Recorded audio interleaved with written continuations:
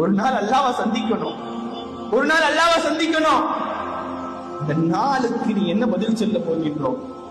அந்த நாளில் என்ன பதில் சொல்ல போகின்றோம் அல்லாஹ்விற்கு? அடியானே, உனக்கு இவ்வளவு கொடுத்தேனே, நீ தொழுதாயா என்று கேட்டால், என்னை நீ சஜ்தா செய்தாயா என்று கேட்டால் என்ன சொல்ல போகின்றோம்? என்ன சொல்ல போகின்றோம்? பதில் இருக்கின்றதா? பதில் இருக்கின்றதா? தொழுவிலேயே ஏன் தொழுலன்னு கேட்டா சொல்றதுக்கு பதில் இருக்கா? சொல்றதுக்கு பதில் இருக்கா?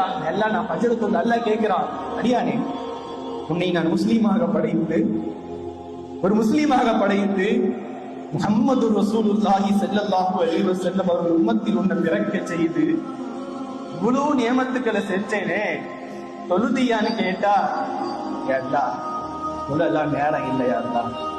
அதுக்கே வேலைக்கு போற நேரம் இருக்கு, வேலைக்கு போக நேரம் இருக்கியா? அல்ல, எனக்கு தொழலாம் நேரம் இல்லை, உன்னை பார்க்க நேரம் இல்ல, உனக்கு சஜிதா செய்ய நேரம் இல்ல, உனக்கு நன்றி செலுத்த எனக்கு நேரம் இல்ல, உனக்கு சஜூது செய்வதற்கு எனக்கு நேரம் இல்ல, உனக்கு என்னால் உன்னை வந்து தொழுவதற்கு எனக்கு நேரம் இல்லை என்று சொல்ல முடியுமா? அல்லாஹ்விடத்து சென்று யோசிச்சு பார்க்கணும்.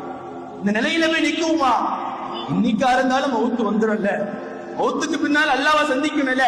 இங்க உள்ள யாராவது மௌத்தை மறுத்தவர்கள் இருக்கின்றார்களா? இல்லை, நான் இந்த உலகத்திலேயே வாழப் போகிறேன் என்று நினைத்துக் கொண்டு இருக்கின்றோமா?